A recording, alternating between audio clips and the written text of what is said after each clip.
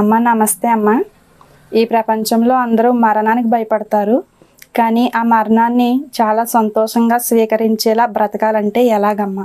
మరణం దేనికి? శరీరానిక మీకా?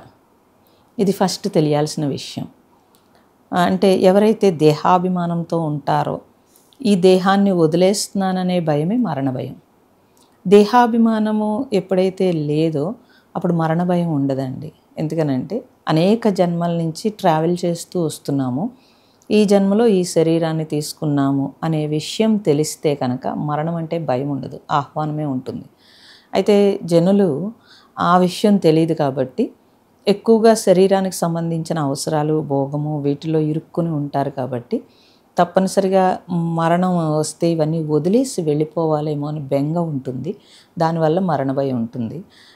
ఎప్పుడైతే విషయం తెలుస్తుందో నేను శరీరాన్ని కాదు ఆత్మని అనే విషయం తెలుస్తుందో ఈ శరీరము ఆల్రెడీ ఎన్నో అనారోగ్యాల పాలై ఉంది, దీన్ని ఇంకా మొయ్యాలా అని కొత్త శరీరం తీసుకోవడానికి ఉత్సాహమో లేకపోతే నిజంగా సాధన చేస్తే కనుక పరమాత్మని చేరుకోవడానికి ఉత్సాహం ఉంటుంది. మరణ భయం ఉండదండి.